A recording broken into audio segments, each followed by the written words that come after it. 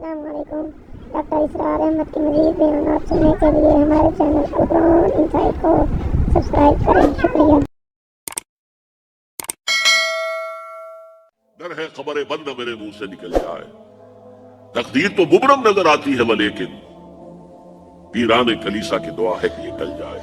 تو پہلی بات میری ختم ہوئی، عالمی نظام خلافت دنیا کی تقدیر مبرم ہے، ہو کر رہے گی، اس میں کسی صاحب ایمان کو کوئی شک، کوئی شبہ، کوئی ریب نہیں ہونا چاہیے۔ البتہ اس کا اب دوسرا پہلو کیا ہے، اس کا آغاز کہاں سے ہوگا؟ پہلی بات تو یہ، ہمارے بعض لوگوں کے ذہنوں میں، سادہ دل لوگ وہ سمجھتے ہیں کہ پوری دنیا میں ایک ہی دفعہ آ جانی چاہیے، یہ کوئی علاقائی خلافت تو نہیں ہو سکتی، خلافت تو عالمی ہوتی ہے۔ ان سے میں کہتا ہوں، عالمی خلافت کب تھی جناب؟ یہ تو نہ خلافت راشدہ میں عالمی تھی، کیا ہندوستان شامل تھا اس میں؟ کیا چین شامل تھا؟ کیا یورپ شامل تھا؟ اور پھر جو خلافت کے نام سے جو ملوکیت چلی ہے، وہ بھی صرف دور بنو امیہ میں کہہ سکتے ہیں کہ وہ پورا عالم اسلام کم سے کم اس کے تحت تھا۔ بعد میں خلافت عباس، بنو عباس میں اور فاطمیین کی خلافت میں اور آل عثمان جو ہے آٹومان ٹرکس کی خلافت میں ٹکڑے تھے، حصے بکھرے تھے، کوئی مانتا تھا، کوئی نہیں مانتا تھا۔ اور سب سے بڑی بات یہ، اگر ایک دم پوری دنیا پر خلافت قائم ہو سکتی تو حضور کے دست مبارک سے ہوتی، لیکن نہیں ہوئی۔ نتیجہ کیا نکلا؟ ایک ملک میں حضور نے قائم کر دی، جزیرہ نما عرب، یہاں خلافت اب خلافت قائم ہو گئی، حضور خلیفہ ہے۔ اس کے بعد آپ کے خلفائے راشدین نے پھر اس کو وسعت دی، شرقاً غرباً شمالاً۔ 3 کالمز نکلے ہیں فوجوں کے، صحابہ کرام کے، 3 کالمز، ایک ایسٹ ورڈ، ایک ویسٹ ورڈ، ایک نارتھ ورڈ۔ ایک عراق کو فتح کرتے ہوئے ایران میں پہنچ گیا، خراسان تک چلا گیا۔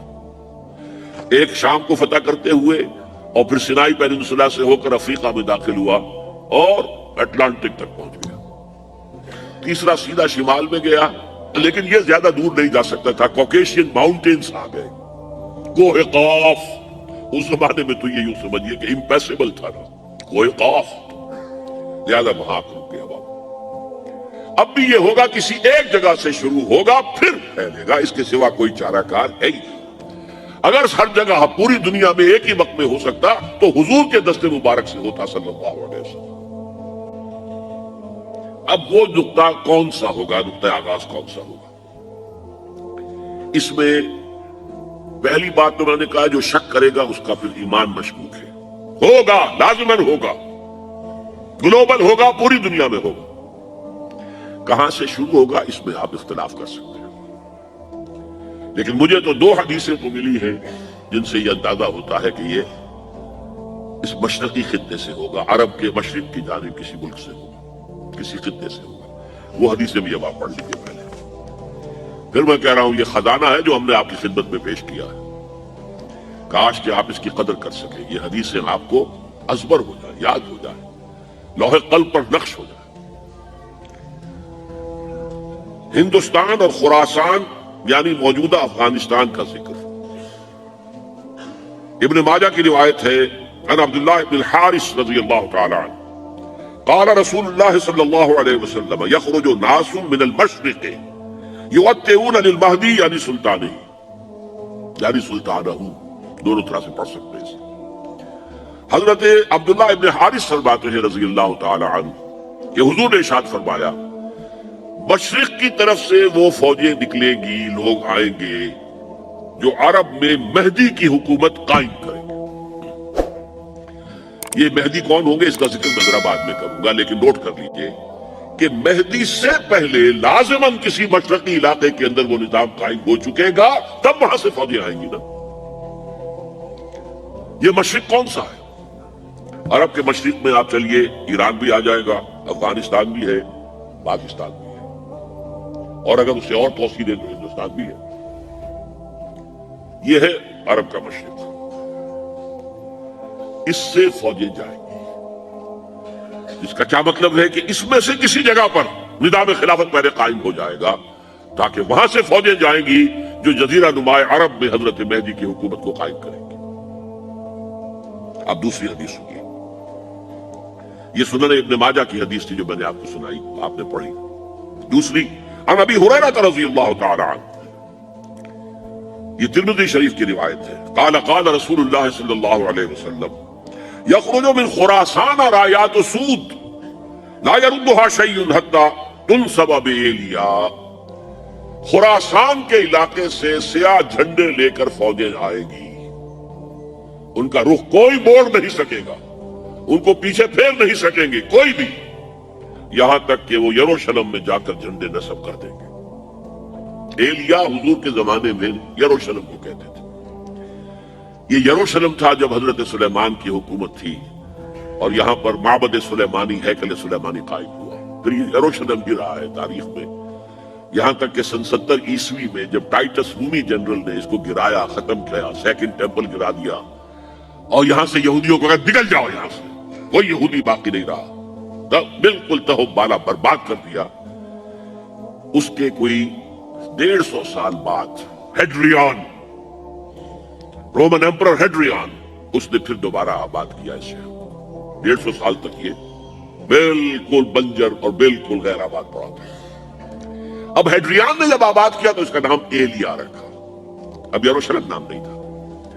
تو حضور کے زمانے میں پھر اس کا نام ایلیا تھا، اور اب اس سے کیا معلوم ہو رہا ہے کہ یہ یروشلم مسلمانوں کے قبضے سے اس وقت نکلا ہوا ہوگا۔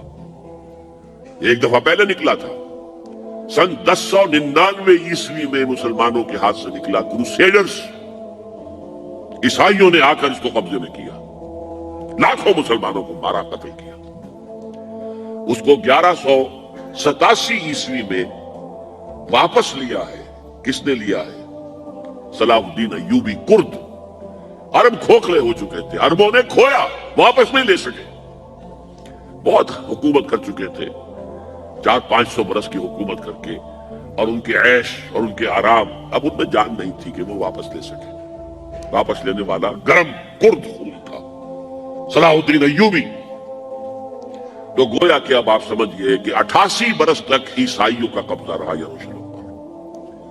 اب 1967 میں یہودیوں نے قبضہ کیا ہے، اور اب 38 برس تو ہو گئے، 88 نہیں تو 38 برس تو ہو گئے، لیکن وہ دور آئے گا کہ اب پھر لیں گے، لینے والے عرب بھی نہیں ہوں گے، خراسان کے علاقے سے فوجیں آئیں گی۔ یہ خراسان کیا تھا؟ ایلیا تو میں نے آپ کو بتا دیا، یروشلم کا نام ہے۔